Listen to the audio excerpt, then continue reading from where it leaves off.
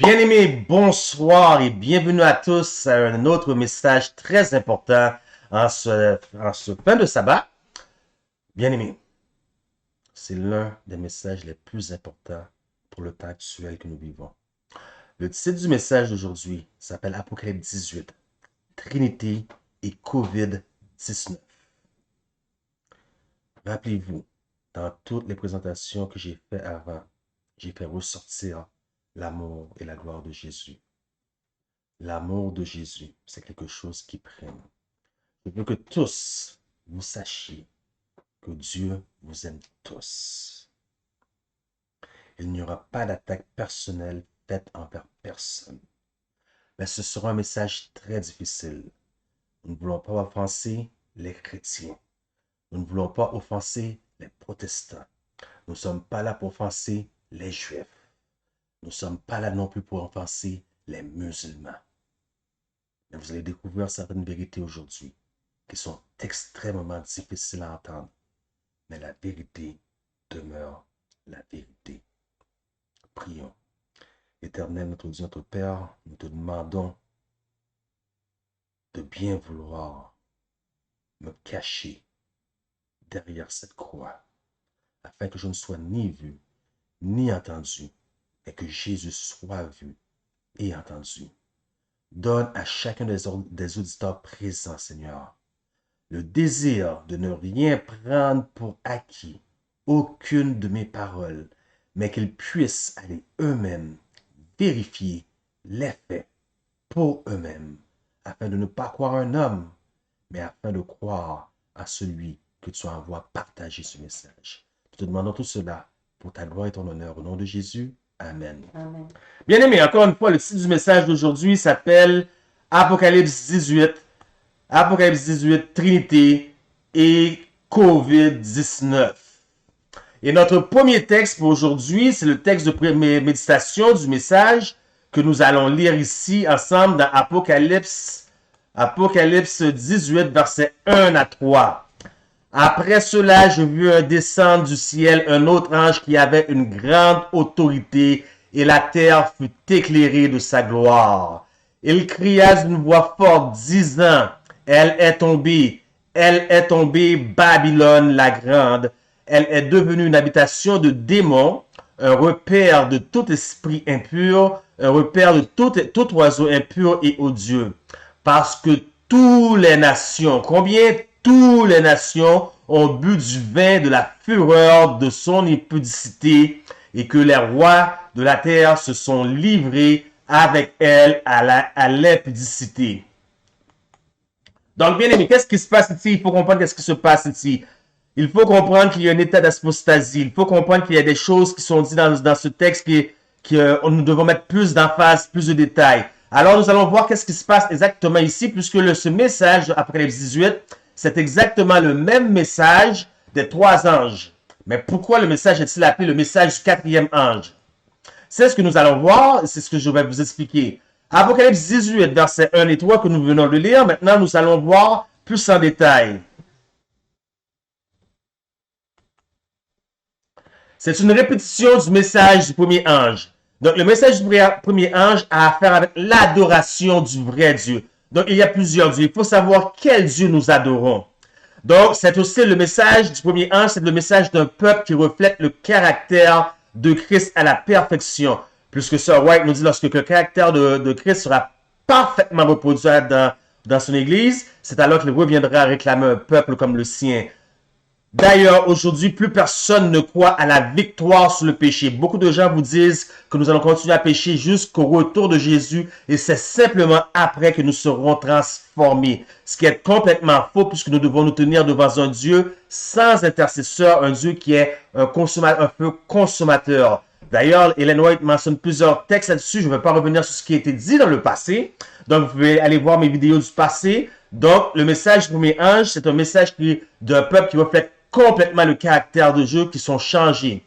D'ailleurs, nous voyons en Ésaïe 60, les versets 1 à 3, l'Éternel qui dit, lève-toi, sois éclairé, que ta lumière arrive, et la gloire de l'Éternel se lève sur toi. Voici, les ténèbres couvrent la terre et l'obscurité les peuples. Mais sur toi, l'Éternel se lève. Sur toi, sa gloire apparaît. Et écoutez verset 3. Des nations marchent à ta lumière. Bien-aimé, je m'arrête ici pour mettre un court détail là-dessus. Ils disent les nations marchent à ta lumière. Ne croyez-vous pas que le monde dans lequel nous vivons aujourd'hui vit dans les ténèbres? Et pourtant, nous partageons le message des 3 anges et aucune nation marche à notre lumière. Que se passe-t-il exactement dans le texte d'Apocalypse 18, les versets 1 à 3 que nous venons de lire? Nous voyons qu'il y a un changement drastique, que c'est le même message, mais cette fois-ci, toute la terre est éclairée. Alors, je vais continuer la lecture pour vous. Des nations marchent à la lumière et des rois à la clarté de tes rayons. Donc, nous avons vu que c'est le message du premier ange qui se réfère à l'adoration. Donc, l'adoration du vrai Dieu. Donc, si vous avez un autre Dieu sur le trône que le vrai Dieu, vous n'adorez pas le vrai Dieu. Donc, le message de ce message aussi, c'est une répétition aussi du message du second ange qui annonce la chute de Babylone. Puis finalement, le message de Apocalypse 18, verset 1 à 3, c'est un message aussi, une répétition du message du troisième ange qui est la justification par la foi. Bien-aimés, beaucoup de gens se présentent à vous, vous présentant un faux message de justification par la foi. Vous dites si quelqu'un adore la bête, son image, reçoit la marque de son nom, tout cela, ils vont boire de la colère du vin la colère du vin de Dieu versée sans mélange. Bien-aimés, ce n'est pas le message du troisième ange. Vous devez comprendre quel est le message du troisième ange, puisque Apocalypse 18, c'est une répétition du message du troisième ange qui se transforme en un grand cri. Le message du troisième ange, c'est la justification par la foi. Qu'est-ce que la justification par la foi? C'est regarder un sauveur sur la croix, agonissant, mourissant pour nos péchés, pour mes péchés. Voyez-vous, l'amour engendre de l'amour. En revanche, moi, de mon côté, je vais expérimenter cet amour qui va se développer en moi, que je vais en venir à un point où si j'avais le choix de mourir ou pécher, je choisirais de mourir avant de pécher contre mon Dieu. Voyez-vous la différence du message comparé au message que les gens vous présentent continuellement?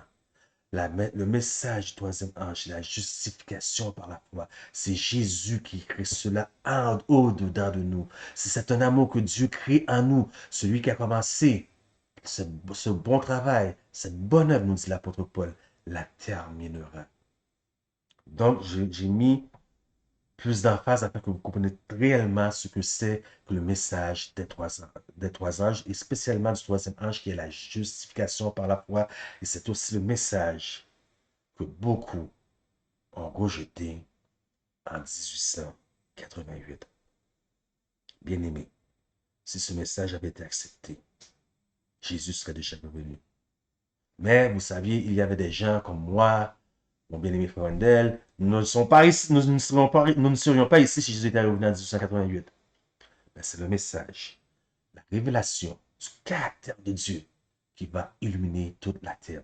Alors continuons pour voir si nous prêchons le message des 3 anges depuis belle lurette, il ne s'est rien produit. Pourquoi cette fois-ci en Apocalypse 18, il a dit que toute la terre est illuminée par sa gloire? Alors continuons pour voir exactement ce qu'il en est. Bien aimé, le texte nous dit que ce qui se passe, c'est que nous recevons le rafraîchissement promis de la part de Dieu. Donc, c'est la promesse du rafraîchissement qui est l'appui de l'arrière-saison. Donc, vous voyez, le message de l'Apocalypse 14, du premier ange, dis-je, c'est le message où les gens doivent refléter le caractère et la gloire de Christ dans sa plénitude. Ainsi, Marc 4, 28 nous dit la terre produit d'elle-même d'abord l'herbe, puis l'épi, puis le grain, tout formé dans les puits. Donc, c'est le fruit arrivé à sa plénitude, à sa perfection. Donc, cela se fait par la pluie de l'arrière-saison. Avant que la pluie de l'arrière-saison tombe, excusez-moi. Et qu'est-ce que c'est la pluie de l'arrière-saison? Beaucoup de gens disent beaucoup de choses au sujet de la pluie de l'arrière-saison. Mais allons voir ce que la Bible nous dit au sujet de la pluie de l'arrière-saison. Deutéronome 32, verset 2. Que mes instructions se répandent comme la pluie, que ma parole tombe comme la rosée, comme des ondées sur la verdure, comme des gouttes d'eau sur l'herbe. Encore une fois, que mes instructions se répandent comme la pluie. Bien aimé, Sir White est clair. Sir White nous dit que cette pluie pourrait tomber tout partout alentour de vous et vous ne le reconnaîtrez même pas. Et c'est ce que plusieurs de nous vivons présentement. Nous présentons un message et des gens ne le reconnaissent pas. Certains parmi nous se sont déjà fait rasier pour présenter ce message. Mais bien aimé, rappelez-vous qu'être adventiste du 6e jour, ce n'est pas tenir son nom dans des registres de l'Église. Un adventiste, c'est quelqu'un qui a un message, qui vit le message et partage le message. Donc, nous voyons que la pluie de la saison de Deutéronome nous dit que mes instructions se répandent comme la pluie. Que s'est-il passé? Allons voir ce qui s'est passé après que les disciples ont reçu cette pluie par Jésus. Donc, Acte 5, 28. Ne vous avons-nous pas défendu expressément d'enseigner en ce nom-là? Et voici, vous avez rempli Jérusalem de votre enseignement. Encore une fois, voici, vous avez rempli toute Jérusalem de votre quoi? Doctrine. Et vous voulez faire retomber sur nous le sang de cet homme. Donc, le message du 4e ange, c'est une répétition, encore une fois, du message du deuxième ange et la conversion ou le gonflement du message du 3e ange en un grand cri. Donc, maintenant, il faut se poser une question. Il faut se poser une question très logique. Qu'est-ce que le message a à voir avec Babylone? Et pour savoir qu'est-ce que le message a à voir avec Babylone, il faut savoir qui est Babylone. Que fait Babylone? Puisqu'on dit qu'elle est tombée, Babylone. Donc, il faut savoir qui est Babylone. Et voilà ce que nous allons considérer. Parce que le message, Apocalypse 18, verset 1 à 3, annonce la chute de Babylone. Mais, qui est Babylone et qu'est-ce qui causa sa chute? Voyez-vous, c'est qu'à Babylone, il y avait plusieurs dieux. Voilà pourquoi le message du premier ange annonce l'adoration du seul vrai Dieu. Mais en Babylone, il y avait plusieurs dieux, c'est-à-dire 36 dieux. On nous parle ici de petits dieux et un dieu pour gouverner sur tous les 36 dieux.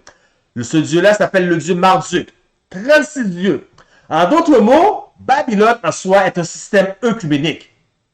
Et puis, si vous prenez les 36 dieux, vous faites 1, plus 2, plus 3, plus 4, plus 5, plus 6, plus 7, plus 8, plus 9, plus 10, plus 11, et vous continuez jusqu'à 36, ça vous donne exactement le total de 666, le nombre de la bête.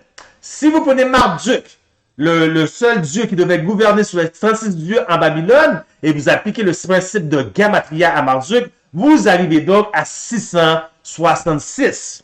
Maintenant, chacun des dieux était célébré 10 jours. Vous avez 36 dieux à Babylone. Chacun des dieux était célébré pendant 10 jours. Donc, vous prenez 36 multiplié par 10, ça donne, mathématiquement parlant en géométrie, la forme d'un cercle. Et qu'est-ce que c'est que le cercle? Quelle est la représentation du cercle? Le cercle représente le soleil. Donc, qu'est-ce que le soleil vient avoir là-dedans? Et qu'est-ce que le soleil a rapport avec le message d'aujourd'hui, Apocalypse 18, verset 1 à 3? Qu'est-ce que le soleil a à voir? Vous devez comprendre que il y avait 36 dieux, et parmi ces dieux, il y avait des gens adoraient certains dieux dont leur but, c'est se baser sur l'astrologie. Donc, à Babylone, nous trouvons un système où les gens adoraient les astres. Donc, que se passait-il à Babylone? Donc, ils consacraient, c'était des adorateurs d'astres, ils consacraient un jour pour chaque astre. Ils consacraient le lundi à la lune, le mardi à Mars, mercredi à Mercure, le jeudi à Jupiter, le vendredi à Vénus, le samedi à Saturne et le dimanche au soleil, ou si vous voulez bien, pour le bien comprendre en anglais, sun, qui veut dire soleil, Sunday. Sonntag en allemand. Donc, voilà la raison du pourquoi. Mais d'où viennent maintenant les croyances babyloniennes? Ces croyances nous viennent de Horus, d'où nous trouvons horoscope. Horus, horoscope. Est-ce que vous voyez le lien? Mais la question maintenant à se poser, qui était Horus? Horus est un dieu égyptien, fils de Osiris et de Isis. Vous avez sûrement tous déjà entendu parler de All-Seeing Eye, l'œil qui voit tout.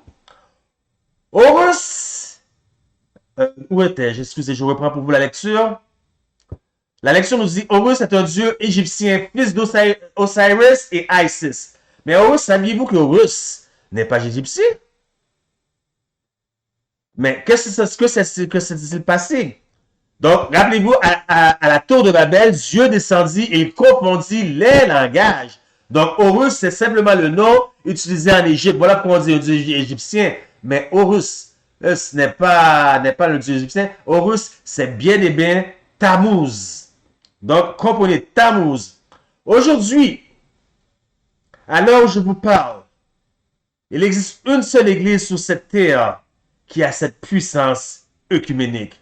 Je ne cite pas de nom, je vais donner tous les détails et vous allez le voir par vous-même. Parce que je ne veux pas que personne pense que je suis là pour abaisser une religion plus qu'une autre. Rappelez-vous, au début, je vous ai dit, c'est important que je vous voie. Je vous ai dit que Dieu aime tout le monde.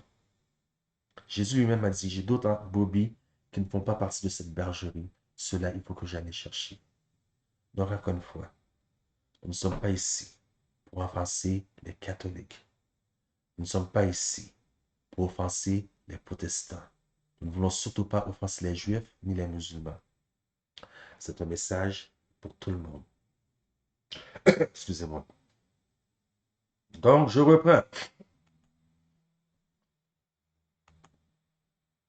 Donc, Dieu confondit les langages et Horus est devenu, c'est le nom utilisé en Égypte. Donc, où Babylone prit-il ses croyances? Excusez-moi. Genèse 10, verset 8. Couche engendra aussi Nimrod. C'est lui qui commença à être puissant sur la terre. Maintenant, il y a une question à se poser, bien aimé. Excusez-moi. Qui était Nimrod? Premièrement, Nimrod veut dire rebelle à Dieu.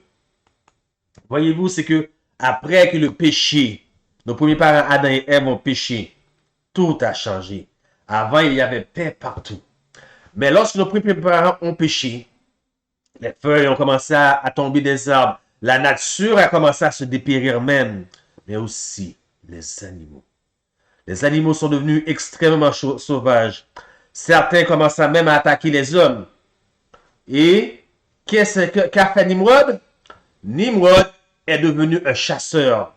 Donc Nimrod a commencé à être le défenseur du peuple contre les animaux sauvages. Un vrai Tarzan des temps anciens. Donc à cause de son courage face aux animaux sauvages, d'affronter n'importe quel animal, les hommes ont commencé à révérer Nimrod d'admiration. Mais bien aimé, comprenez qu'il y a une différence entre révérer une personne et le déifier. Donc, nous allons y revenir. Nimrod était un guerrier puissant et un roi. Et c'est le premier homme à être déifié. Donc, nous voyons cela, nous allons continuer. Le texte nous dit aussi dans Apocalypse 18:3, parce que toutes les nations ont bu de la fureur de son impudicité. Lorsque nous parlons d'impudicité, bien aimé, nous parlons ici de fornication. Donc, nous savons que la fornication, c'est le rapport sexuel que deux personnes ont ensemble. Donc, il y a de fausses doctrines. Ici, il s'agit des fausses doctrines qui viennent de Babylone. Laissez-moi vous en citer quelques-uns. Les commandements ont été abolis à la croix. Une fois sauvé, toujours sauvé. Le spiritualisme, le purgatoire, que l'homme est Dieu, que nous sommes sauvés dans nos péchés et non du péché, qu'il n'y a pas de jugement. Et d'où vient cette question qu'il n'y a pas de jugement, bien-aimé? Vous savez, cette question qu'il n'y a pas de jugement vient dans notre Église par un homme qui s'appelle Desmond Ford. Desmond Ford, c'est un professeur de théologie. Desmond Ford étudiait la Bible, a découvert que nous ne sommes pas sauvés par nos œuvres. Donc, si nous ne sommes pas sauvés par nos œuvres, nous ne pouvons pas non plus périr par nos œuvres. Donc, c'est à partir de là que cette doctrine qu'il n'y a pas de jugement est même rentrée, a fait son apparition dans l'Église adventiste comme telle. Continuons. Que l'homme est immortel. Ici, je tiens à parler pour plus les gens français. Parce que c'est marqué en anglais, man is immortal, mais en français. Pour ceux du Québec, de ma propre nation, et pour toutes les autres francophones des autres pays, France, Afrique, ceux qui nous écoutent présentement. Le texte ici qui dit l'homme est immortel, on ne parle pas de l'homme qui est immortel, mais il se réfère exactement à l'âme.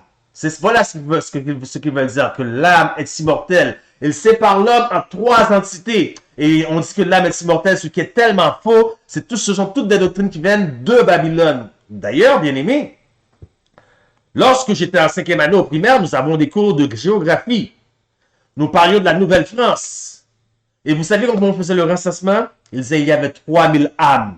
Donc, une âme était l'entité d'une personne au complet et la Bible le démontre dans Ézéchiel 18. Mais ce n'est pas le message que nous prêchons aujourd'hui. C'est juste pour vous dire comment des choses subtiles ont rentré au sein de l'Église et les gens y ont cru sans les vérifier d'où partent ces doctrines-là. On nous parle de l'enlèvement secret de l'Église. On nous dit entre autres aussi qu'il n'y a pas de Dieu, pas de Dieu, mais de diable. Et il n'y a pas non plus de diable en charge. Il y a un diable en charge de l'enfer. Donc, c'est pour ça que beaucoup de personnes sont amenées à croire, à figurer dans leur tête un être tout de rouge avec des cornes, une queue en tire-bouchon. Voilà toutes des histoires farfelues qui sont rentrées au sein de l'Église, de la chrétienté qui nous viennent de Babylone. Comme je vous ai dit, notre texte de méditation pour aujourd'hui, le message du jour, c'est Apocalypse 18, verset 1 à 3. Et dans le verset 3, on parle ici d'impudicité. Encore une fois, qu'est-ce que c'est que l'impudicité, bien-aimé? L'impudicité, c'est de la fornication. Qu'est-ce que la fornication? C'est deux corps, comme nous dit la Bible, formant une seule chair. Est-ce que nous retrouvons cette fornication au sein de l'Église actuelle? La différence entre deux corps qui forment une seule chair, selon la Bible, cela se fait dans le contexte du mariage. Donc, dans un contexte légal. Tout ce qui n'est pas fait dans le contexte du mariage, ça devient fornication. Est-ce que nous trouvons ça, la fornication spirituelle aussi? Bien sûr, l'Église et l'État. Mais avant de parler de l'Église et de l'État, j'aimerais parler de notre relation avec Dieu. Puisque plusieurs croient qu'en faisant des bonnes œuvres, ils font une bonne chose. En d'autres mots, ce qu'ils vous disent par leurs œuvres, qui mettent beaucoup d'accent par leurs œuvres, c'est que, écoutez, moi j'ai des faiblesses, alors je vais faire des bonnes œuvres, puis Dieu va rajouter sa grâce. Écoutez, vous êtes en train de dire exactement que Dieu n'est pas capable de faire le travail tout seul, que vous devez l'aider. Et en revanche, parce que vous l'avez aidé, il vous donne sa grâce pour couvrir vos faiblesses. Dieu n'a pas besoin de votre aide. La Bible est claire. Paul nous dit, or j'ai l'assurance que celui qui a commencé cette bonne œuvre la terminera. La terminera. Paul parle de Christ, l'espérance de gloire qui est au-dedans de nous. Ézéchiel nous dit, sanctifie mes sabbats. À cela, tous reconnaîtront que je suis l'Éternel qui vous sanctifie. Donc, même au sein de l'Église, au sein de la chrétienté, on trouve des gens qui font de la fornication spirituelle, qui prennent leurs efforts, qui rajoutent la grâce de Dieu pour faire une seule chair. Retirez-vous du décor. Comme l'on dit le cliché en anglais, let go and let God. Faites confiance à Dieu. Revenons à notre texte. l'Église et l'État. Et la loi est claire. Lorsque l'Église étirera les mains pour donner la main à l'État, l'image de la bête sera formée. Donc, voyons-nous l'Église et l'État ensemble? D'ailleurs, oui, j'ai un très bon message qui s'appelle les nabots spirituels. Vous pouvez avoir plus de détails. Je ne veux pas revenir sur le passé, sur ce qui a été déjà dit. Mais laissez-moi vous parler un peu du COVID-19. Le gouvernement ordonne que les églises soient fermées. Une pandémie. Est-ce vrai ou une fausse pandémie? À vous d'en juger. Un taux de fatalité de 0,0,29% de fatalité, ce qui est beaucoup moins fatal qu'une simple grippe. Les gens qui meurent chaque hiver de la grippe, surtout les personnes âgées, ils meurent chaque jour de la grippe. Mais le COVID-19 a tué beaucoup moins de gens que eux. Vérifier, comparer le taux de décès à l'année précédente à cette année. Beaucoup moins, beaucoup plus que le COVID-19, je veux dire. Le COVID-19 a tué l'économie. Pas juste l'économie du Québec, l'économie de toutes les nations. Maintenant, nous voyons le gouvernement qui vient rentrer là-dedans, mettre son là-dedans et ordonner aux églises d'être fermées. Et puis, la société du pot, je ne connais pas vraiment les noms. Moi, je ne suis pas demeure ouvert. On demeurait ouvert pendant tout ce temps-là. Le temps des confinements, je ne comprends pas. Il y a quelque chose qui ne marche pas clair. Donc, ils ont décidé de réouvrir les églises. Cependant, ils ont mis des conditions. Portez le masque. Distanciation sociale. Portez le masque. Distanciation sociale. Et quoi d'autre? Interdiction de chanter. Et puis, nous avons décidé de suivre comment l'État, comment nous devrions adorer selon l'État. Et puis, vous avez l'audace, bien-aimé, frère chrétien, surtout vous advancez du 7e jour. Vous voyez mon visage, je ne suis pas content. Vous avez l'audace de venir pour prêcher l'évangile selon 2 Chroniques 7, 14. Si mon peuple, sous qui est invoqué mon nom, alors que vous annoncez à tout le monde que vous ne croyez pas que Dieu peut vous guérir, que c'est le gouvernement. C'est de la fornication. C'est de la fornication lorsque je vois un pasteur avec un masque prêcher. Bien-aimé, il y a une église aux États-Unis. Et ce n'est pas une église d'un adventiste du 7e jour. C'est une honte pour les adventistes. Où le pasteur John MacArthur, avec toute son église, ils étaient environ 500 ou 1000, grosso modo. Il n'y avait pas de distanciation sociale. Ils chantaient. Il n'y avait personne avec un masque. Ils ont défié l'ordre de l'État. Malgré que l'État les ont avertis plusieurs fois, ils ont quand même défié. Voyez-vous? Voilà ce que c'est. Donc, c'est la justification par les œuvres. C'est le manque de foi en l'Éternel. Et vous allez comprendre que la fornication spirituelle, en quoi ça rapport avec le manque de foi en l'Éternel? Parce que on manque de foi en l'Éternel, ça le dit, mais en quoi ça rapporte? Et puis, c'est prendre la gloire qui revient à Dieu pour soi-même.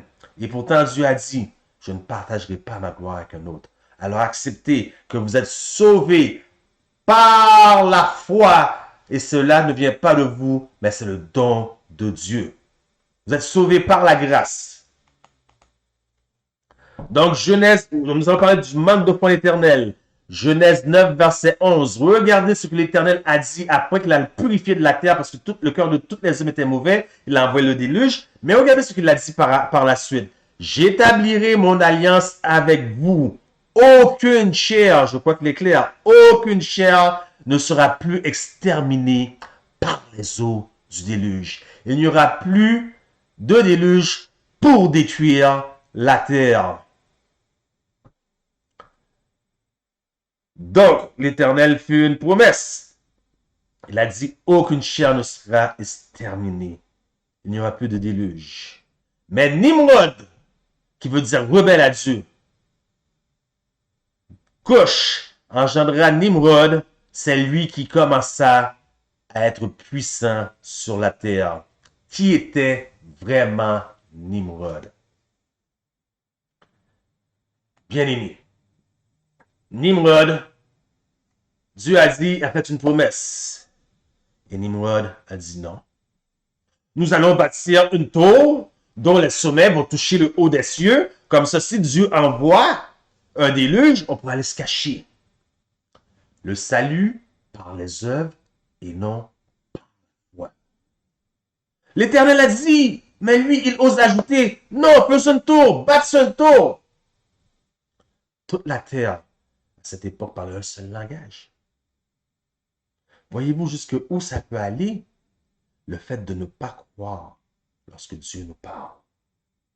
Dieu a dit si, mais je vais faire ça. Et pourtant, à la parole de Dieu, c'est oui et amen.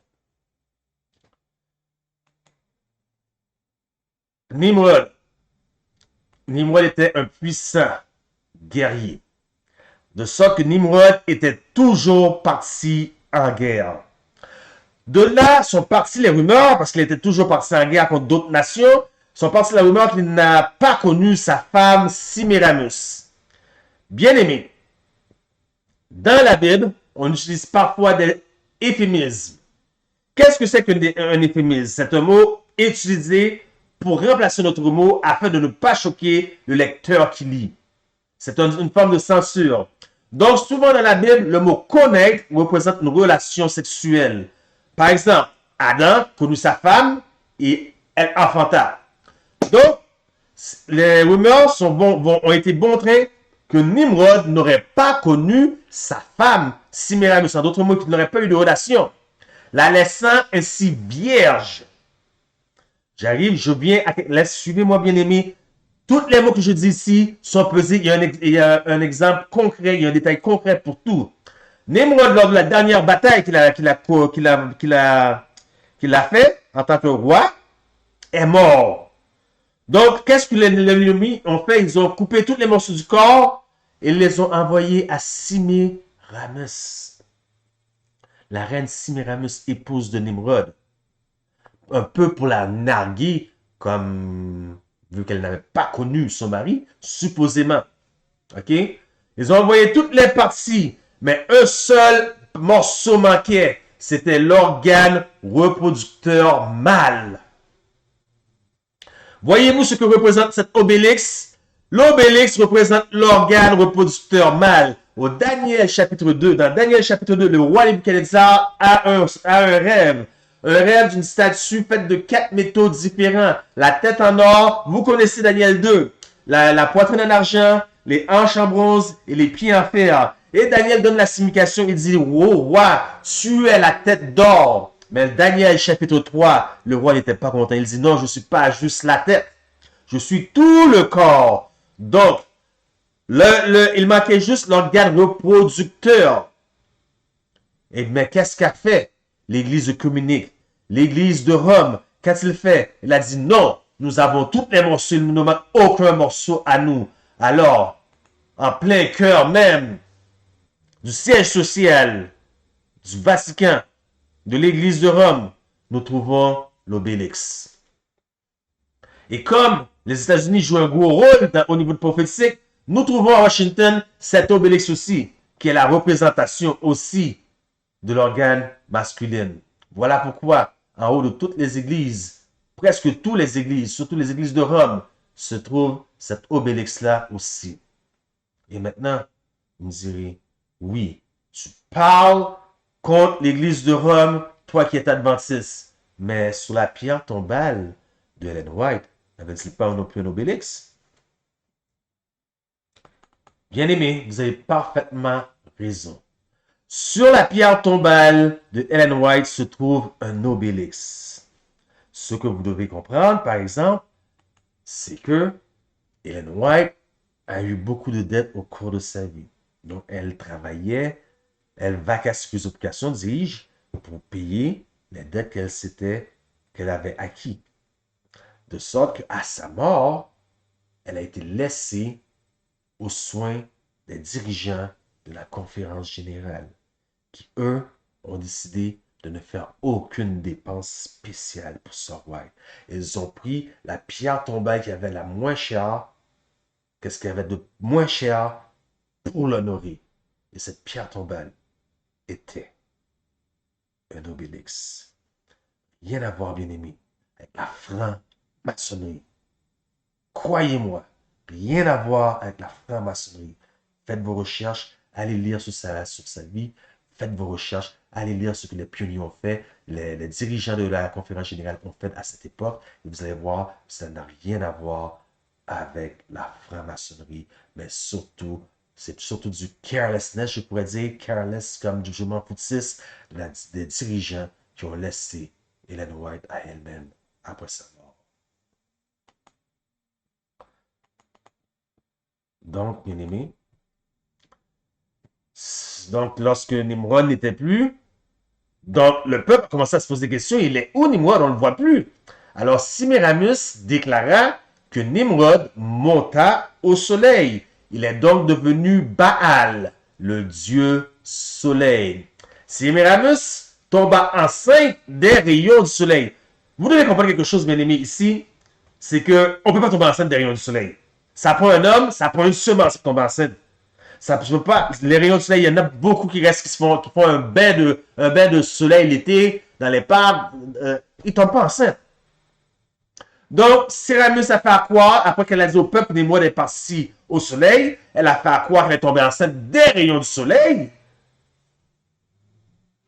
Donc, le soleil, on a commencé à être vénéré maintenant, révéré comme un dieu. Donc, Nimrod est devenu Baal, le dieu soleil. Donc, les rayons du soleil qui ont enfanté est une représentation du Saint-Esprit qui a enfanté Marie de Jésus. J'arrive à quelque part et vous restez avec moi. Sémiramis, vierge, toujours vierge, qui donne la naissance à un enfant de façon vierge, vu qu'elle n'a pas connu son mari Nimrod, supposément, parce que nous ne croyons pas à ça, il y a plus de logique que ça, enfantant un fils qui est né quand? Le 25 décembre. Encore quel est son nom? Nimrod. Quelle est la croyance populaire aujourd'hui, bien-aimée, dans la chrétienté? Jésus est né quand? Le 25 décembre. On répète, on reproduit des choses, mais nous ne savons pas l'origine. Nous n'allons pas chercher parce que nous écoutons qu'est-ce que les gens nous disent, nous gobons tout cru, qu'est-ce que nos professeurs d'école nous ont dit, qu'est-ce que nos familles ont fait depuis des générations. Nous gobons tout cru sans aller chercher pour nous-mêmes qu'est-ce qui se passe derrière et nous gobons tout. Bien-aimés. C'est sérieux. Dans le temps où nous vivons actuellement, vous aurez beaucoup à apprendre et beaucoup à désapprendre. Que nous dit la Bible? Donc, nous avons vu Sémiramis donne naissance à un enfant, une naissance vierge, une naissance immaculée conception. Mais que nous dit la parole de Dieu? N'écoutons pas ce que nous disent les hommes. C'est pourquoi le Seigneur, lui, vous donnera un signe. Voici, la Vierge concevra et elle enfantera un fils et appellera son nom Emmanuel, en parlant de Jésus, puisque Emmanuel veut dire Dieu parmi nous. Donc la naissance vierge s'appliquait uniquement à Marie. D'ailleurs, la promesse était faite que le Messie viendrait de la tribu de Juda. La naissance vierge appartenait à Marie et non Sémiramis. Voyez-vous jusqu'à où loin on peut remonter dans le temps pour découvrir les mensonges. Donc, récapitulons. Nimrod, c'est le père. Sémiramis, c'est la mère. Tammuz, c'est le fils. Voici la première naissance de la Trinité dans toute l'histoire connue du monde. D'ailleurs, dans le livre Les Deux Babylones, vous pouvez trouver tout cela, plus de détails encore. Dieu dit, lorsque Nimrod a décidé de construire la tour de Babel, après que Dieu a dit, j'enverrai plus de déluge, il a dit, non, on va le construire quand même, au cas où il changerait d'idée. Alors, Dieu vit ce qu'il faisait les hommes qui parlaient juste une seule langue. Alors Dieu dit, allons, descendons, afin qu'ils puissent mettre fin à ce projet diabolique. Et descendons afin qu'ils confondons leur langage, afin qu'ils n'entendent plus la langue les uns les autres. Donc, celui en haut demandait une brique à l'autre en bas, puis lorsqu'il remontait, c'était plus une brique, c'était une paille. Plus personne n'entendait, plus personne ne comprenait, personne. Alors, est devenue la naissance des langues dans le monde tel que nous connaissons aujourd'hui. Nimrod est devenu Osiris en Égypte. Semiramis, attendez, Nimrod est devenu Osiris en Égypte. Baal dans la majorité de toutes les nations. Ninus, ok? Semiramis est devenu Ishtar ou Easter en Babylone. Astarté. Regardez, il y a même les versets bibliques. Vous avez juste à mettre la vidéo sur pause, prendre les versets bibliques, allez vérifier par vous-même. Je n'invente rien. Elle est devenue Astarté. Elle est devenue Vénus. Elle est devenue Diane. Artemis. Rhea. Isis. En Haïti, écoutez bien. Je sais qu'il y a plusieurs parmi vous qui m'écoutent chez les Haïtiens. En Haïti, Semiramis est devenu Erzuli en créole. Qui est Erzuli en créole? C'est la plus grande prêtresse vaudou qui peut être invoquée dans, on appelle ça une religion en Haïti, mais j'espère que ce n'est pas une religion, dans le vaudou. OK? Maintenant, elle est aussi appelée Vénus. Vénus. Qui était Vénus? C'est la reine des cieux. Voyez-vous la similarité? Comment est appelée Marie au niveau catholique? La reine du monde. Mais Semiramis est appelée la reine des cieux. Maintenant, pour notre Tammuz. Tammuz est appelé Horus, Adonis, Krishna. Vous m'avez bien compris, Krishna. Krishna, oui, il y a vraiment une religion, c'est vrai, c'est le même Krishna, vous m'avez très bien compris. Revenons maintenant à Nimrod. Il y a un nom que j'ai volontairement laissé de côté. Nimrod est appelé Oedipe. Qui est Oedipe? Oedipe, c'est un homme qui est tombé amoureux de sa propre mère. Voilà pourquoi on parle souvent du complexe d'Oedipe. Il est tombé amoureux de sa propre mère et a donné naissance à un autre être humain à partir de sa propre mère. Dégueulasse, je le sais. OK? Donc, se pourrait-il que Nimrod ait épousé sa propre mère? Maintenant, allons à Tammuz. C'est un parallèle. Tammuz, lui, il est appelé, vous savez, il y a Oedipe, il est appelé par un autre synonyme. Quel est le synonyme qui se réfère à Oedipe? Tammuz est appelé Cupide. C'est le synonyme de Oedipe. Un peu plus diversé un peu, mais c'est le synonyme qui se réfère à Oedipe. Qui est Cupide? Un petit enfant en forme d'ange qui lance des flèches. Est-ce que ça vous dit quelque chose maintenant, la Saint-Valentin? Voyez-vous comment vous pouvez vous adonner à des fêtes païennes parce que tout le monde le fait année après année sans savoir la racine d'où viennent les choses. Mais Dieu demande l'adoration. Adorez le Dieu qui a fait les cieux, la terre, la mer et toute source d'eau. Dieu demande l'adoration. Donc vous faites l'adoration par proxy, l'adoration par procuration. Donc vous faites des choses, vous répétez les choses année après année, jour après jour, parce que ça a toujours été ainsi et vous le faites dans l'ignorance. Dieu est un Dieu d'amour. Dieu comprend. Voilà pourquoi la Bible nous dit les temps d'ignorance. Dieu clignote des yeux, mais cependant, il annonce à tous les hommes maintenant, pas demain, maintenant, de se repentir. La parole de Dieu, c'est oui et amen. Nous allons continuer à voir. Je sais que certains d'entre vous ont commis ces choses dans l'ignorance. Dieu vous a couvert de sa grâce. Mais Dieu ne peut pas vous couvrir de sa grâce tout le temps. C'est peut-être pour ça qu'il a envoyé peut-être une personne comme moi, comme d'autres, comme le frère Wendell, comme notre frère Serge, comme d'autres, comme le frère Dr. Stop, comme beaucoup d'autres, afin que vous voyiez la vérité. Parce que les temps d'ignorance, Dieu clignote. Maintenant que vous voyez certaines choses, allez-vous continuer dans l'ignorance, volontairement rester, pas toujours dans l'ignorance? Donc, continuons encore.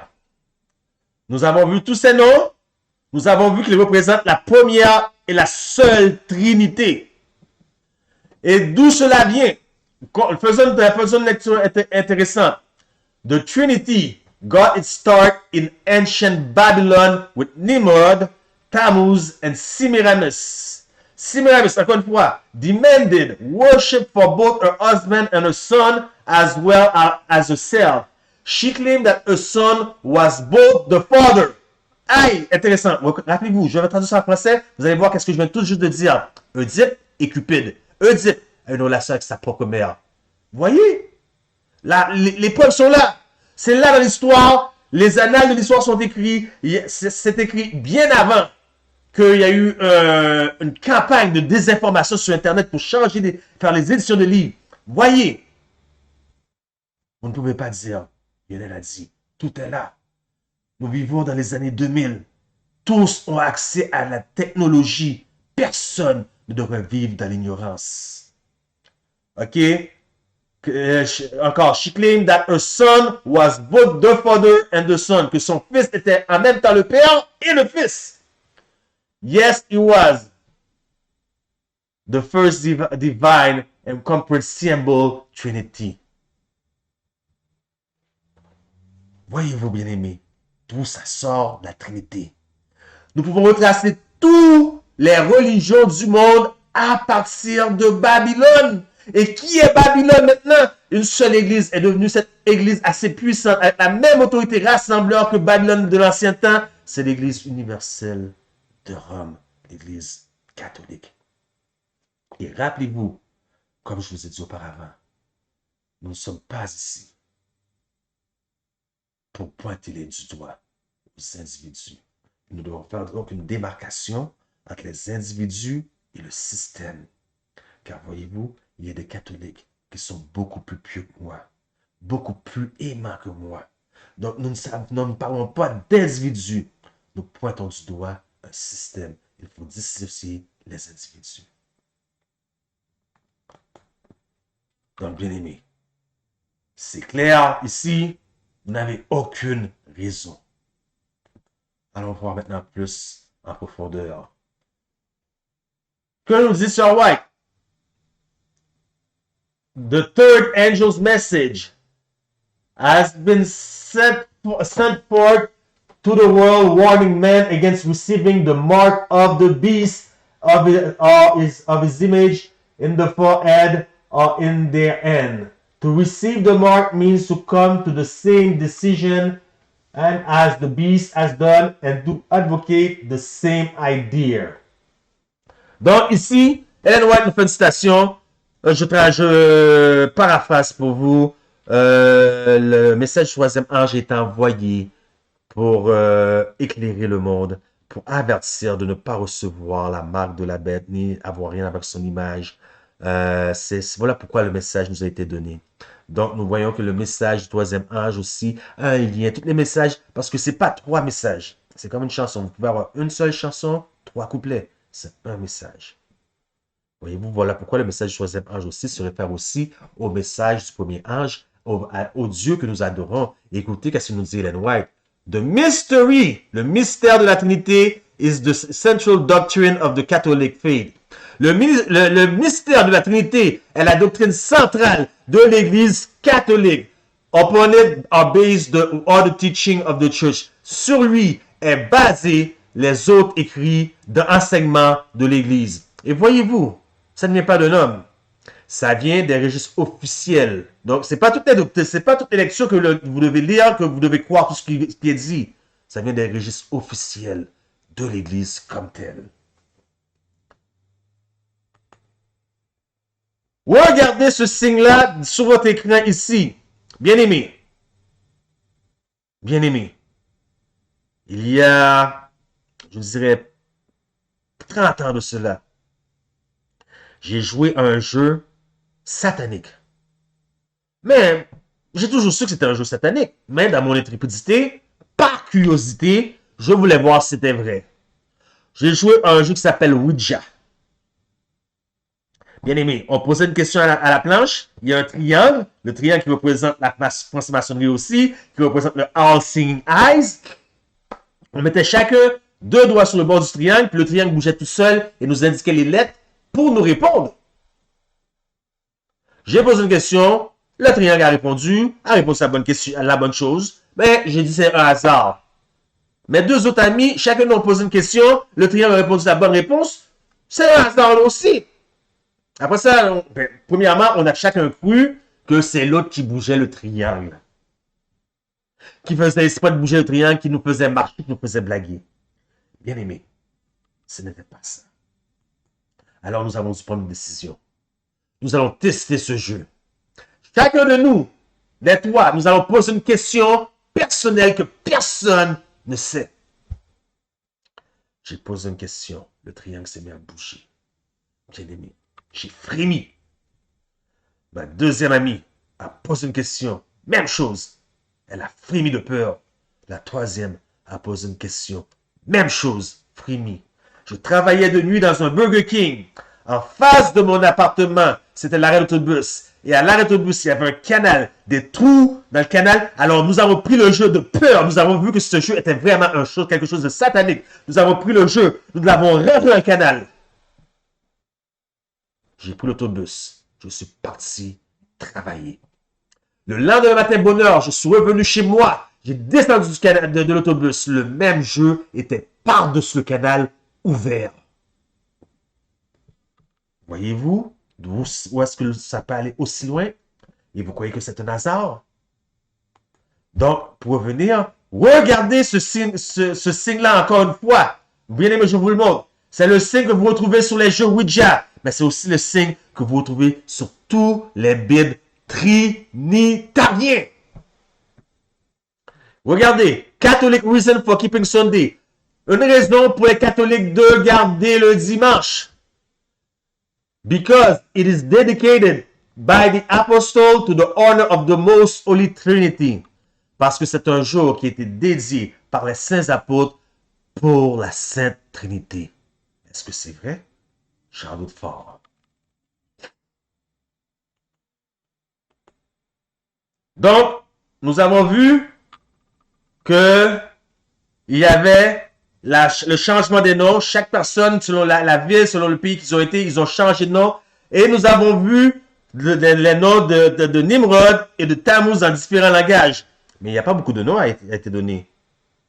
Mais, on voit qu'il y a une grande liste pour Sémiramis.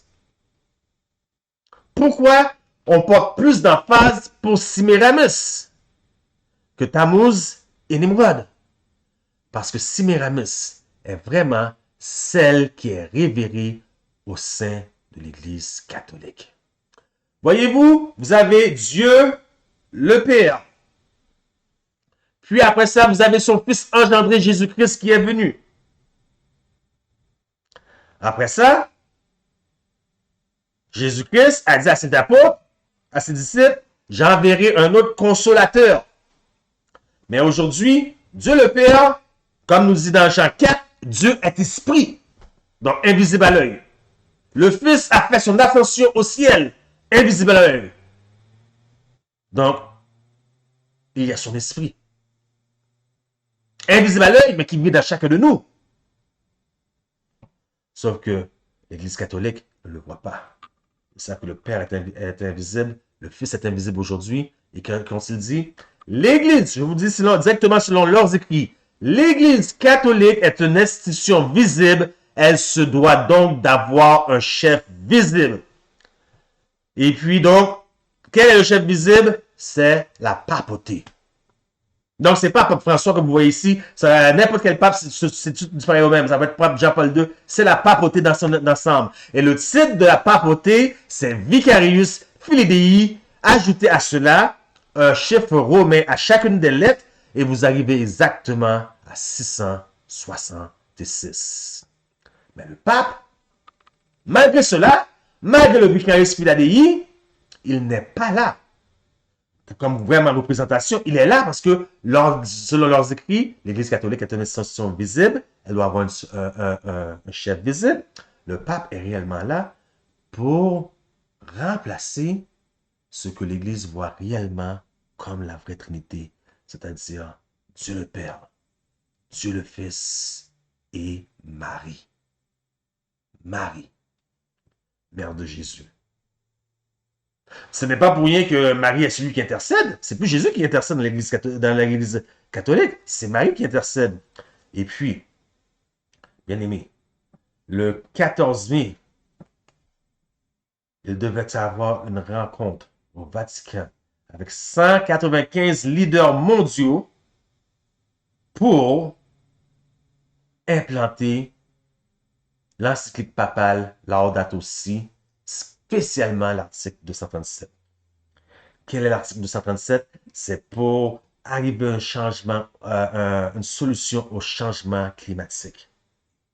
C'est-à-dire un jour de repos total où toutes les industries vont être fermées, un jour de repos total pour le changement climatique, mais aussi pour la famille et pour l'adoration. Le dimanche. Pour implanter une loi nationale du dimanche. Mais pourquoi le 14 mai? Pourquoi 14 mai? Parce que c'est la journée mondiale dédiée à Marie. Est-ce que vous comprenez maintenant? Alors, continuons.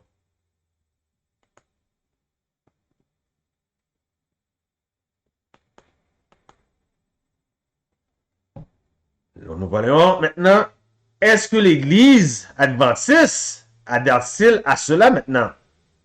Voyons voir. Il y a un seul Dieu, Père, Fils et le Saint-Esprit.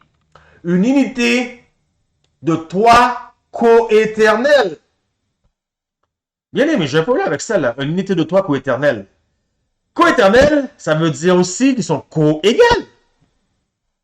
Nommez-moi un père qui a la même âge que son fils.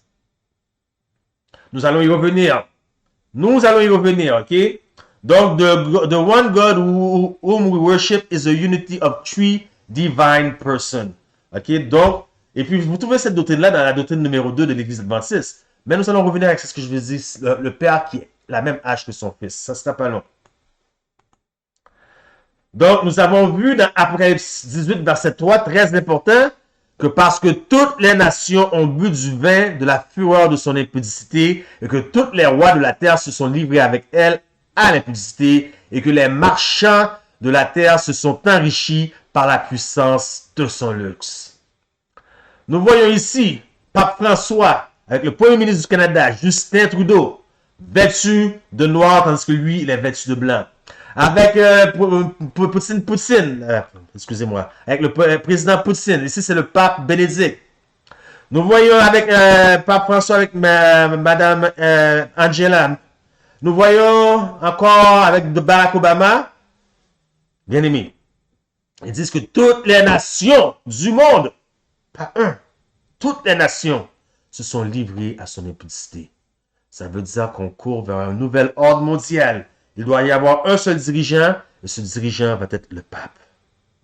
Bien aimé, le pape a voyagé souvent aux États-Unis. Ce n'était pas la première fois en 2015.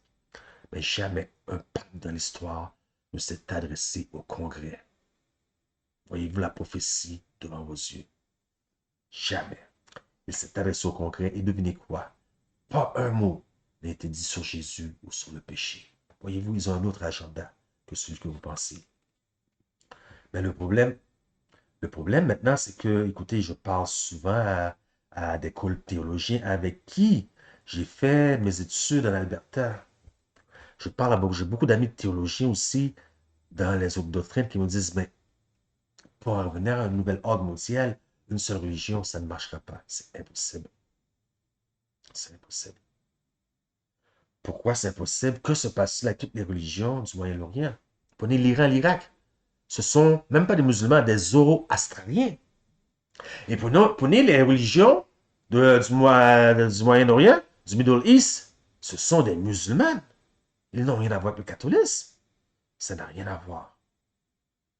Prenez les juifs. Comment on peut faire? Bien aimé, tous ces gens-là sont déjà... Le texte le dit dans Apocalypse 18. Toutes les nations sont déjà dans la poche du pape. Ils ont tous déjà signé pour l'union œcuménique. D'ailleurs, vous allez être surpris de voir ce que dit un juif. De la bouche d'un juif lui-même. Je ne veux pas parler, je veux laisser les gens parler par eux-mêmes, que vous voyez ce que disent de la bouche d'un juif. L'ex-président israélien, il nous dit, à part ça, son nom c'est Shimon Peres, ce dont nous avons de besoin, ce n'est pas des Nations Unies, mais des religions unies. Et le pape Francis est le seul homme respectable capable de nous amener cela. Je crois que les Juifs étaient un cas perdu depuis l'année 34, lorsque leur probation a été fermée, lorsqu'ils ont lapidé Étienne ou Stephen. Mais là, ça dépasse toute chose. Et vous dites, mais il reste les musulmans. Le même cas. Le même cas. Au contraire, les musulmans, c'est pire. Et comme j'ai dit, je ne suis pas là pour voir ces personnes. Mais les musulmans, c'est pire. Qui est Allah? Voyez-vous, nous avons vu que Tammuz, c'est le dieu. De Tammuz vient Horus, le dieu en Égypte. Que de Horus vient horoscope, les as, l'astrologie. Donc, qui est Allah? Que veut dire Allah? Allah veut dire le dieu quoi? Croissant. Rappelez-vous, un dieu pour chaque journée. Le lundi consacré à qui? À la lune. Le dieu croissant. Donc, il y a plein de détails que je pourrais donner là-dessus. Donc, nous voyons que Mohamed, le prophète Mohamed, reçut sa révélation à partir d'une grotte. D'où vient Marie? D'où rentre Marie? D'où Marie donne-t-il des révélations aux gens? À partir d'une grotte. Les musulmans, ils ont une petite corde avec des billes qu'on appelle des billes de prière. Les catholiques, ils ont une petite corde avec des billes qu'on appelle le chapelet. Donc, c'est clair. Je peux en donner plus de détails, mais le message n'est pas sur l'islam. Le message d'aujourd'hui, c'est sur la Trinité, non sur l'islam. Donc, il y a un lien clair. D'ailleurs, l'ancien jésuite, Roberto Riviera, a dénoncé beaucoup de choses. Et ce n'est pas pour rien qu'on l'a assassiné. L'Église catholique, le haut clergé, les espions, la mafia de l'Église catholique, qu'on appelle des jésuites, l'ont assassiné. Puisqu'il a abandonné sa position, il a tout mis dehors. Il affirme même que la religion islamique est une création de l'Église catholique même. Le professeur Walter White, si vous allez voir sur YouTube, la série Total Onslaught fait une très belle présentation de Islam Connection. Vous pouvez aller voir par vous-même parce que ce soir, je n'ai pas le temps de parler de ça. Ce n'est pas le message d'aujourd'hui. Le message d'aujourd'hui, c'est vraiment la Trinité. Donc, nous voyons que ces gens-là, juifs ou islamiques, ils vont rentrer en contact avec le pape dans le mouvement œcuménique. Mais nous allons aller plus loin. Nous allons aller plus profondément. Parce que le mouvement œcuménique a une seule porte d'entrée, bien aimé, baptiste. Et vous savez, c'est quoi la seule porte d'entrée du mouvement œcuménique? La croyance à la Trinité. Et nous savons que l'Église adventiste adhère à cette Trinité.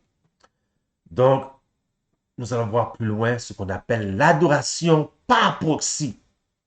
Qu'est-ce que l'adoration par proxy, bien-aimé? Ici, nous avons l'ancien secrétaire aux Nations Unies, Ben Ki-moon. OK? Si Ben Ki-moon travaille pour le pape François, écoutez très bien, vous allez comprendre qu'est-ce que c'est l'adoration par proxy. Si Ben Ki-moon travaille pour l'adoration pour le pape François et que Ted Wilson travaille pour Ben Ki-moon, alors pour qui travaille Ted Wilson? Est-ce que vous comprenez ce que c'est que l'adoration par proxy? Bien aimé, je vais aller plus loin. Non, je vais m'arrêter là. Je crois que c'est assez clair. Donc, le problème maintenant, c'est que demander à n'importe quel adventiste pour le sabbat, ils vont vous dire quoi? Ils vont vous parler du décret de Constantin qui a été fait en 321. Bien aimé.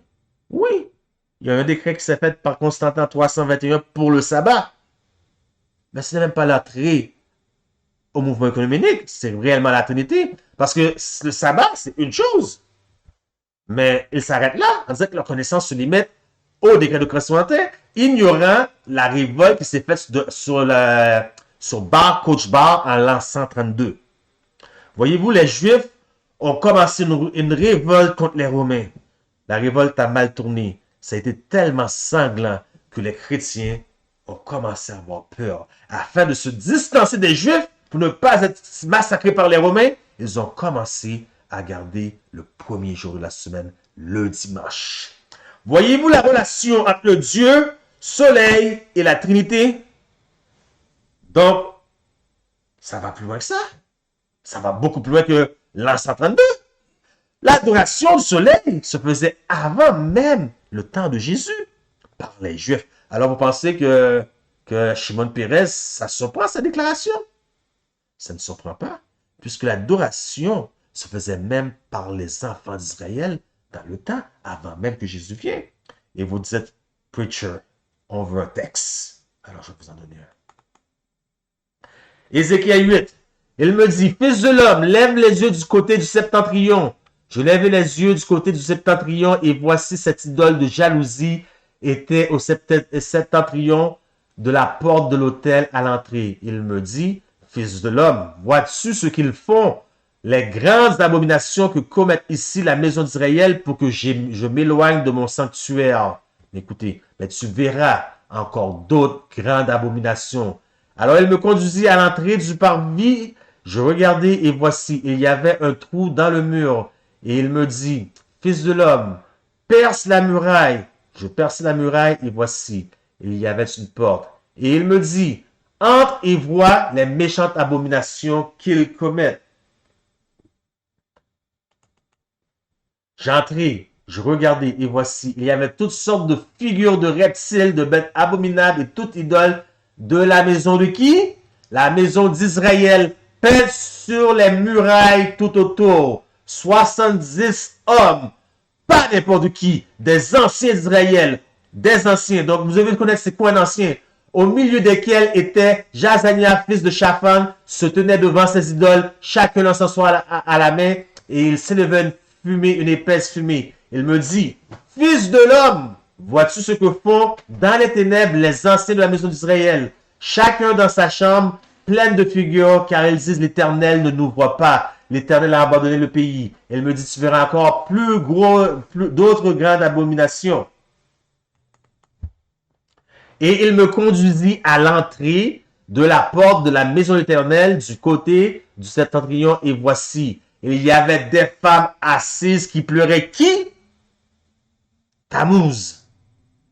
Tammuz.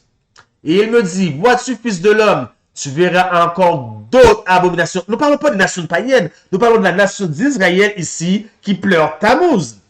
Il me conduisit dans le parvis intérieur de la maison de l'Éternel. Et voici à l'entrée du temple de l'Éternel entre le portique et l'autel. Il y avait environ 25 hommes tournant le dos à Dieu, tournant le dos au temple de l'Éternel et le visage vers l'Orient. Et ils se prosternèrent à l'Orient devant le soleil. Adoration par proxy. L'Éternel a donné le 7e jour, le sabbat. Mais vous, vous adorez le soleil. Donc, que va-t-il se passer? Nous allons voir d'autres choses intéressantes par rapport à ça, qui se réfèrent à ça. Donc, les femmes pleurèrent Tammuz. Pourquoi? Parce qu'ils croyaient que Tammuz mourait chaque année et se ressuscitait de lui-même chaque année. Qui a le pouvoir de résurrection à lui? Jésus a dit, j'ai le don de la vie en moi. Personne ne m'enlève ma vie, mais je la donne. Il peut se ressusciter de lui-même. Ça, c'est Tammuz. Voyez-vous? Ils sont en deuil pendant 40 jours. Que fait l'Église catholique pendant 40 jours? On appelle ça le carême. Nous avons vu qu'ils faisaient des gâteaux avec un thé gravé dessus. Que fait-on à l'Église catholique le mercredi, précisément le mercredi des cendres? Vous allez à l'église, vous vous approchez de l'autel et le prêtre vous fait une petite croix sur le front, gravée sur le front.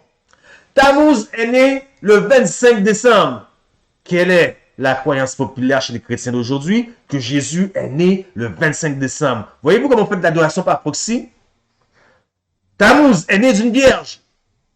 Semiramis, parce qu'elle n'avait pas connu Nimrod, supposément, comme je vous ai dit. Jésus est né de qui? D'une vierge. Tammuz avait une couronne au cou. Jésus avait une couronne au front. Tammuz avait une couronne, une belle couronne de cèdre, comme nous mettons dans nos portes à Noël. Voyez-vous comment vous répétez les mêmes choses sans connaître l'origine. Jésus, lui, sa couronne, c'était une couronne d'épines qui le faisait saigner, souffrir pour mon péché, mes péchés et le vôtre. Ainsi Dieu a dit, sans effet, bien-aimé, Dieu est amour, mais Dieu a aussi une limite. Dieu a dit sans effet que celle-ci passait. Ézéchiel 9, bien-aimé, il cria d'une voix forte à mes oreilles, approchez-vous, vous qui devez châtier la ville, chacun son instrument de destruction à la main. Et voici 6 hommes arrivèrent par le chemin de la porte supérieure du côté du septentrion, chacun son instrument de destruction à la main. Il y avait au milieu d'eux un homme vêtu de lin et portant un écritoire à la ceinture. Ils vinrent se placer près de l'autel d'airain. La gloire du Dieu d'Israël s'éleva sur le chérubin sur lequel elle était et se dirigea vers le seuil de la maison. Et il appela l'homme vêtu de lin et portant un écritoire à la ceinture. L'Éternel dit, écoutez bien, bien-aimés, écoutez bien, vous allez voir que Dieu a un temps qu'on ne peut pas dépasser ses limites.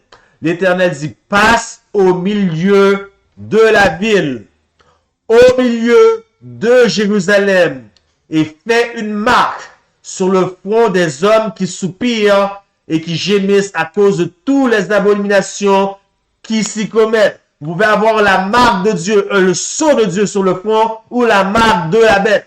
Et il dit, et à mes oreilles, il dit aux autres, passez, écoutez bien, passez après lui dans la ville et frappez. L'homme vient de Dieu, n'oubliez pas, c'est Dieu qui parle. Et frappez, que votre œil soit sans pitié et n'ayez point de miséricorde. Tuez, détruisez, vieillards, les jeunes hommes, les vierges, les enfants et les femmes, mais n'approchez pas de quiconque aura sur lui la marque. Et commencez où? Commencez où? Par mon sanctuaire. Alors, bien-aimés, vous croyez que Dieu joue? Il y a un jugement. Dieu va frapper. Et le jugement commence par la maisonnée de Dieu. Voilà, il dit pourquoi. Commencez par mon sanctuaire. Est-ce que cela s'est réalisé? Est-ce que ça s'est fait? Ou c'est juste une histoire écrite pour rien dans la Bible? Il n'y a aucune histoire écrite pour rien dans la Bible. L'Éternel ici se réfère à des anges qu'il envoie en mission. Mais la vraie histoire, ce qui s'est déroulé réellement, c'est que l'Éternel a utilisé le peuple de Babylone. Jamais, en 586, Jérusalem a été détruit. Jamais nous avons vu autant de belles sang. Bien-aimés, comprenez, Dieu ne joue pas. Dieu est Dieu.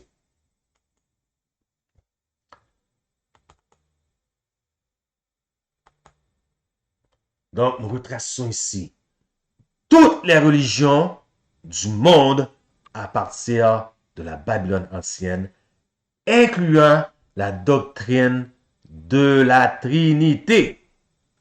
Donc, nous, les adventistes, nous nous sommes mis à adhérer à cette croyance, incluant moi-même, votre pasteur qui vous parle, avant que je pousse mes recherches en profondeur. Voyez-vous comment c'est bon de ne pas rester en surface. 3 personnes dans une unité co-éternelle. Il y a 2 choses qui ne marchent pas. Unité co-éternelle. 3 personnes. 2 choses qui ne marchent pas parce que Dieu a dit, écoute Israël, je suis Dieu, je suis un. Donc, que nous dit l'Église catholique? Catholic Answer Article 7 Adventism. Catholic Church says, Seventh-day Adventists agree with many Catholic doctrines, including the Trinity. Je traduis pour les gens qui parlent français. Voici une réponse donnée à l'adventisme par les catholiques. L'Église catholique dit, les adventistes du 7e jour, nous sommes d'accord avec beaucoup de doctrines de l'Église catholique, incluant la Trinité. Je suis désolé, je ne suis pas d'accord. Je l'étais longtemps dans mon ignorance. Mais je ne suis pas d'accord. je ne partage pas. Je n'endosse pas la Trinité. Je ne sais pas comment ça s'est fait si vite pour entrer dans l'Église, mais nous allons découvrir. Donc, ils sont co-éternels. Donc, trouvez-moi un fils qui a le même âge que son père. Alors, on nous dit que Christ n'est pas fils, mais qu'il joue un rôle de métaphore. Là, c'est pire. C'est la pire chose que j'ai entendue. Bien-aimés, que nous dit la Bible, quiconque croit que Jésus est le Christ, est né de Dieu. Donc, il est né de Dieu, c'est pas une métaphore. Et quiconque aime celui qui l'a engendré, aime aussi celui qui est né de lui. Écoutez, en descend dans 1 Jean 5,5, je vais vous donner plus de détails là-dessus. Qui est celui qui a triomphé du monde, sinon celui qui croit que Jésus est le Fils de Dieu? Voyez-vous, dans ce texte, lorsque nous prenons le texte à partir de dans son contexte, le mot traduit en français est faible. Le vrai mot, c'est Antichrist. Antichrist. Tous ceux qui ne croient pas que Jésus est le Fils de Dieu sont des antéchrists. Donc, ils disent que non, il ne peut pas avoir le même fils que son père. C'est un rôle métaphorique. Alors, regardez. Regardez Biblical Research Institute, Institute Research, comment traduire ça en français pour vous? L'Institut biblique de recherche. Ils nous disent clairement, ils voient Dieu, Jésus, comme une non-entité, comme si ce n'était pas le cas, parce qu'il est, voyez-vous ici, représenté de façon métamorphore. Et puis, ici, on voit très bien que ça ne vient pas d'un individu personnel, mais ça vient de la corporation de l'Église adventiste. Donc, c'est endossé par la corporation. Vous savez, le jugement est personnel, mais il y aura aussi un jugement corporatif. Le mystère de la Trinité, c'est le point central du mystère de la foi chrétienne et de la vie chrétienne. Dieu seul, excusez-moi, Dieu seul peut faire nous connaître et nous révéler cela en parlant du Père, du Fils et du Saint-Esprit. Donc, c'est une doctrine qui vient de Babylone. Encore, et vous voyez la source directe. La source en bas, Vatican. Regardez avec moi. C'est Vatican, donc vous ne pouvez pas le manquer ici. Donc, on peut mettre n'importe quoi. Les gens affichent n'importe quoi sur les réseaux sociaux, sur Google. On peut prendre n'importe quoi et se tromper. Mais là, vous avez une source qui vient à l'origine. Et regardez. Une des clubs écoles des jésuites. Les jésuites, ce sont des gens qui ont des contre-réformateurs, je dirais. Les réformateurs et contre-réformateurs. Un des clubs écoles, ce sont les francs-maçons. Qu'est-ce que c'est que la franc-maçonnerie? C'est un club école de l'église de Satan. C'est du satanisme. Regardez ce que nous disent dans leurs choses. Donc, vous avez toutes les références ici de la franc-maçonnerie. Aucune doctrine n'est si fondamentale ou plus emphasée dans la franc-maçon que celui de la Trinité. Bien aimé, c'est pas moi qui le dis. Ça vient d'eux autres directs de même. Et regardez dans les écrits catholiques. Ils répètent encore, le mystère de la Trinité, c'est un point central dans la foi catholique. Handbook for Today's Catholic, page 11. Donc, c'est pas moi. Regardez, nos achevons rester avec nous. Bien aimé, il reste peu de temps. Que nous dit Sir White? C'est ce que nous voulons savoir. Parce que Jésus a dit, après moi, j'enverrai le consolateur. Je ne vous laisserai pas orphelin. J'en vous enverrai un consolateur. Christ, bien aimé, Christ était une personne. Il ne pouvait pas être en Afrique, au Japon, au Canada en même temps. Il était une personne parmi ses disciples. Mais, en Matthieu, dernier chapitre de Matthieu 28, 19 nous dit, allez de partout, de par le monde, faites des disciples, baptisez-les en mon nom, ce qui devrait être dans le vrai texte. Ça a été rajouté uniquement après, lorsqu'il dit au nom du Père, du Fils et du Saint-Esprit. Mais c'est en mon nom. Et puis il termine, il dit, et voici, je suis avec vous tous les jours jusqu'à la fin du monde. Ça veut dire que nous avons des disciples en Italie, nous avons des disciples en Europe, nous avons des disciples au Canada. Comment Jésus peut être avec eux tous les jours jusqu'à la fin du monde? Il ne peut pas être partout à la fois. Donc, par son esprit. Et que nous dit Ellen White, the comforter and the spirit of truth is the Holy Spirit. Le consolateur et l'esprit de vérité, c'est le Saint-Esprit. Où voyez-vous le Saint-Esprit en tant qu'une personne en temps divin? Elle dit exactement ce que je vous ai dit. Cela se réfère à l'omniprésence de Christ, appelé le consolateur. Donc, bien aimé, vous voyez. Alors, quiconque, après cette présentation, veut me confronter, s'il vous plaît, venez avec vos Bibles et venez avec un ainsi par l'Éternel. D'éternité en éternité, il y avait une unité complète entre le Père et le Son. Ils sont deux.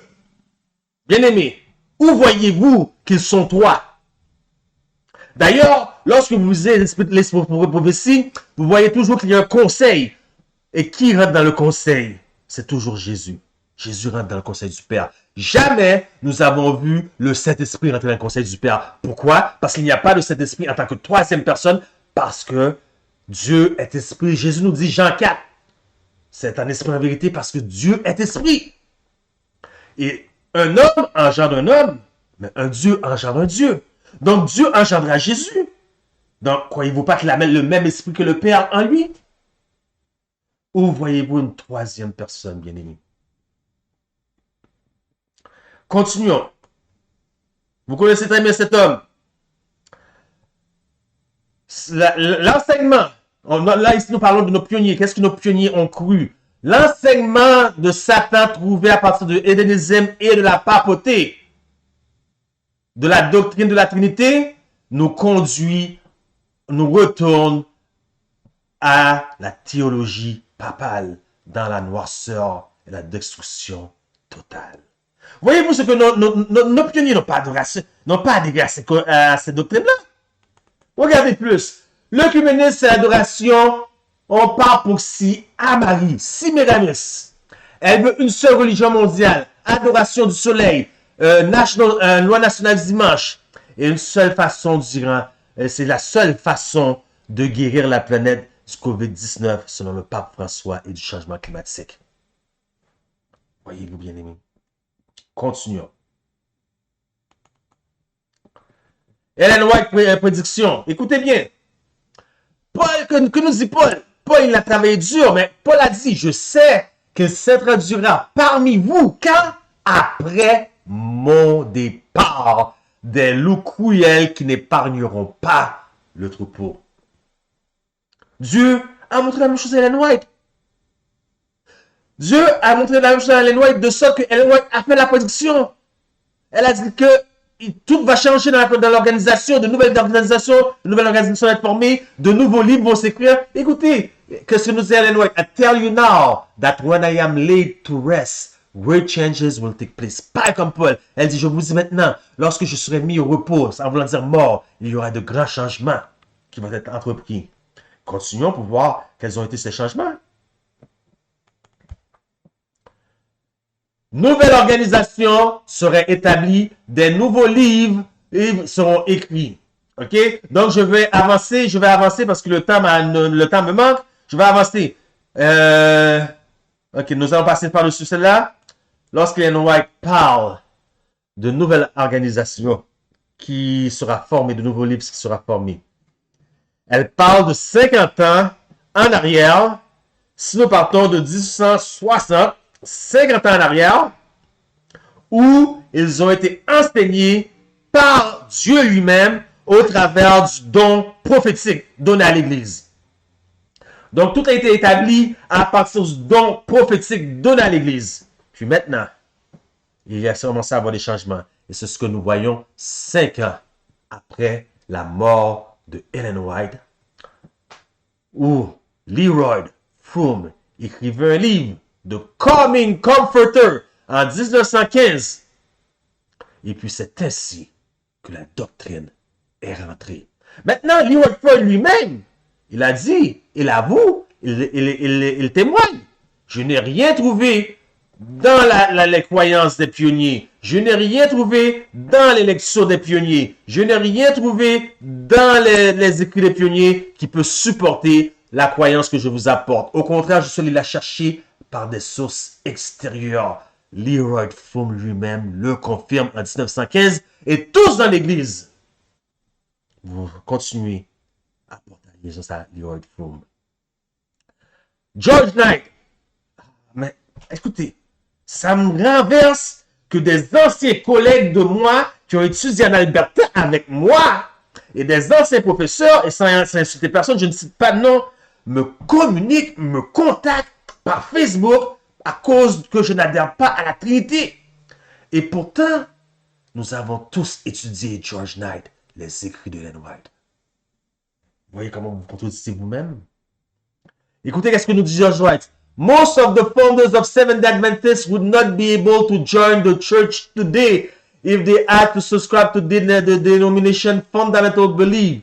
Il donne plus de détails. More specifically, most would not be able to agree with belief number 2. George Knight, qui dit ça? Vous avez bien compris? J'ai souvent encore, si vous voulez me contacter sur mon Facebook encore. Mais... Écoutez, ne me faites pas perdre mon temps. Je sais, vous comprenez, mais je ne m'adresse pas à vous. Je m'adresse à un autre public, tout contraire. Maintenant, je traduis pour vous. Plusieurs de nos pionniers adventistes ne seraient pas en mesure de joindre l'Église aujourd'hui s'ils devaient adhérer aux croyances fondamentales de l'Église, spécialement la croyance numéro 2 qui parle de la Trinité.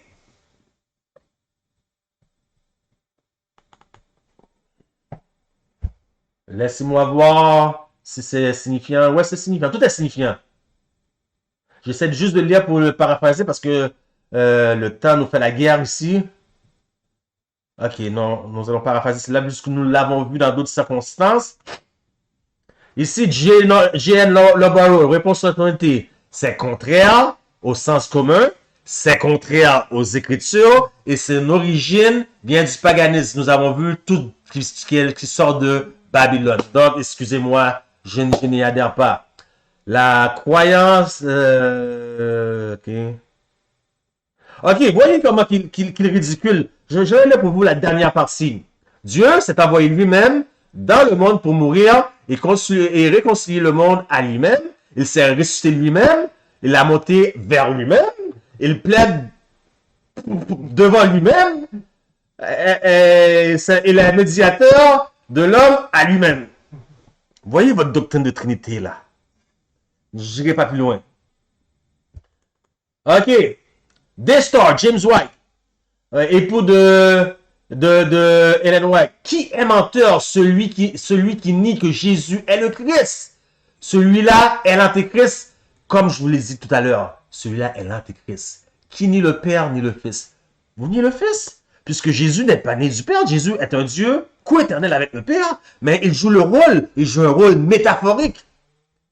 Donc, vous êtes en train de nier que Jésus est sorti du Père, que Jésus est le Fils de Dieu, et quiconque nie le Fils de Dieu n'aura pas la vie éternelle. Donc, vous niez que Dieu a un Fils. C'est l'Antéchrist, comme je vous ai dit, la traduction originale, ça veut dire Antéchrist. Donc, vous êtes des Antéchrists. Et vous pensez rentrer au ciel en étant un Antéchrist? Oh, voyons voir que c'est ce que nous dit James White. We have plain scripture testimony in abundance that our Lord Jesus Christ is the Son of the eternal God. Bien-aimé, excusez-moi, je ne veux pas que ça apparaisse à l'écran. Bien-aimé, je vous dis la même chose. J'ai autant de textes scripturaires pour tous ceux qui vont venir me croire et me dire qu'est-ce que tu me dis de ce texte-là? Ouais, tu vois, c'est vraiment la Trinité. Qu'est-ce que tu me dis? Venez, ok? Nous allons, comme on dit, venez et raisonnons.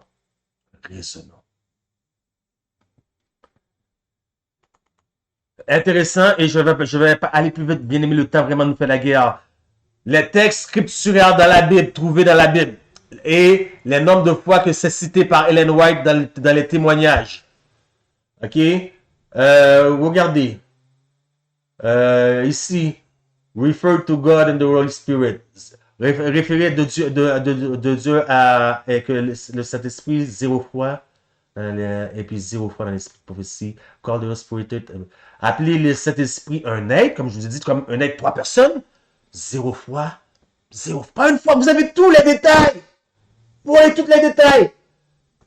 God, Holy Spirit. Combien de fois on appelle Dieu le Saint-Esprit? 0 fois dans la Bible. 0 fois dans l'esprit de prophétie. Vous avez tous les détails. Vous avez juste à mettre la vidéo sur pause et le vérifier par vous-même. Moi, je vais sauter parce que j'ai beaucoup de matériel encore et peu de temps. Parce que la prochaine question qu'on nous demande maintenant, c'est devrait-on, avec tout ce que vous avez vu aujourd'hui, on vous demande, devrait-on quitter l'organisation? Bien aimé. C'est la question qu'on se pose aujourd'hui. Devrait-on quitter l'organisation? Beaucoup de gens se sont levés, sont sortis et ont été faire leurs propres affaires. Mais que nous dit la parole de Dieu dans les Épîtres de Jean? Ils sont sortis de où? Du milieu de nous, parce qu'ils ne faisaient pas partie de nous. Alors, pourquoi sortir de l'organisation? Pourquoi sortir de l'organisation? On sort de Babylone. L'Église adventiste n'est pas Babylone. Mais il y a des Babyloniens parmi nous. C'est deux choses différentes. N'écoutez pas quelqu'un qui vous dit qu'il faut sortir de l'Église. Il ne porte pas le sceau d'approbation de Dieu. Cependant, vous n'êtes pas obligé de vous supporter et d'adorer dans un contexte trinitario. Il y a beaucoup de moyens pour adorer. Il y a même les églises de maison, telles que nous avons ici à M3A, Santé Spiritualité.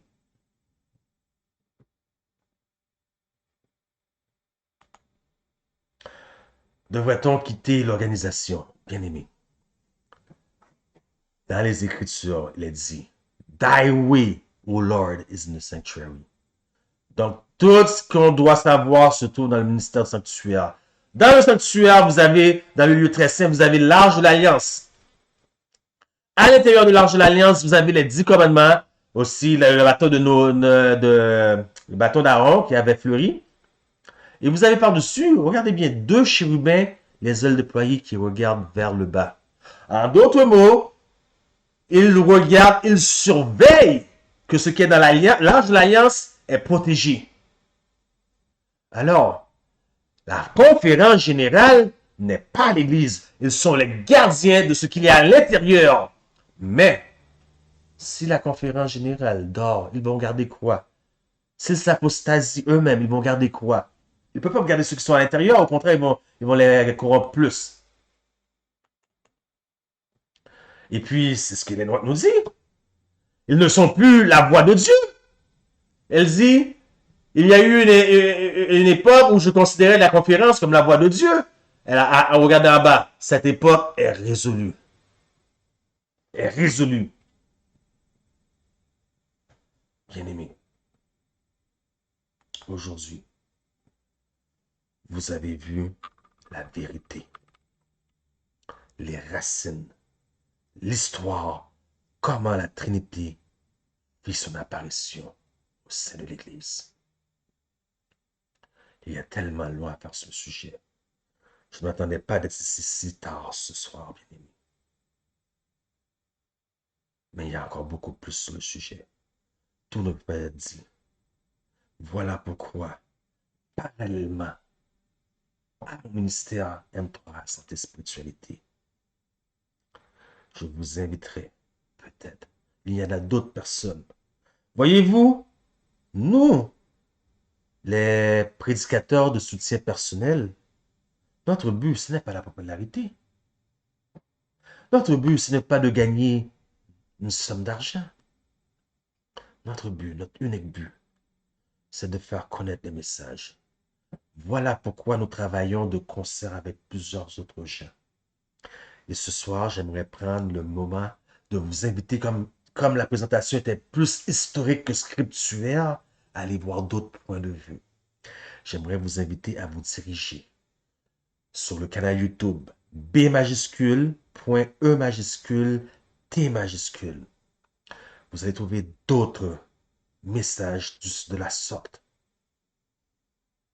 abordés de façon différente. Allez sur le canal de l'église Agapé de Québec. Vous avez trouvé des messages aussi. Je pourrais vous référer beaucoup d'autres gens. Ça ne me dérange pas de référer des gens. Parce que mon but, ce n'est pas la popularité. La vérité ne serait jamais populaire.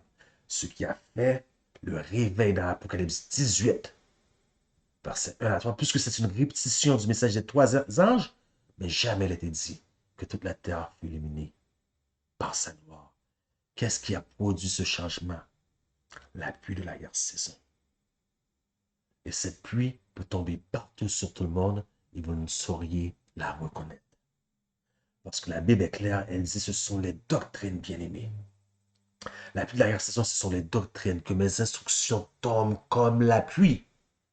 Et en Actes chapitre 5, lorsque les dirigeants, puisque c'est le problème, il y a souvent des dirigeants, ont confronté les apôtres, ils ont dit, nous n'avons pas strictement défendu de prêcher en ce nom en parlant de Jésus, et voici, vous avez rempli toute Jérusalem de votre doctrine.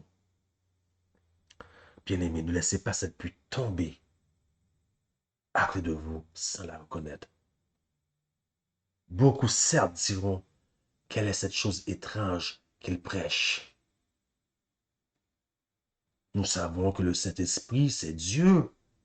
Quelle est cette chose étrange qu'il nous prêche? Mais je sais parmi vous qu'il y a des gens sincères qui ont écouté cette présentation et qui ont été convaincus. Si c'est votre cas, là où vous êtes à la maison, j'aimerais vous inviter à vous agenouiller. Je vais prier pour vous. Avant de terminer, courbez la tête.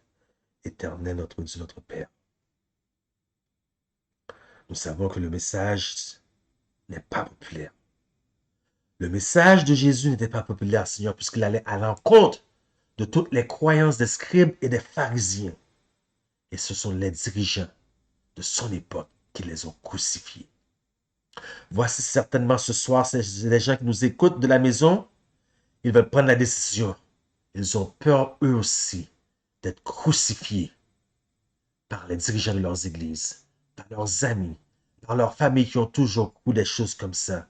Alors Seigneur, c'est maintenant de leur remplir de ton esprit, puisque tu ne donnes pas un esprit de timidité, mais un esprit de force, selon tu dis à ta parole. Sois avec ces gens et que ton esprit puisse continuer à vaquer, à aider d'autres gens à convaincre, parce que c'est l'esprit de vérité qui convaincra. Alors qu'il fasse ainsi, qu'il en soit ainsi, car c'est au nom de Jésus que nous prions. À lui soit l'honneur et la gloire au siècle des siècles. Amen. Amen.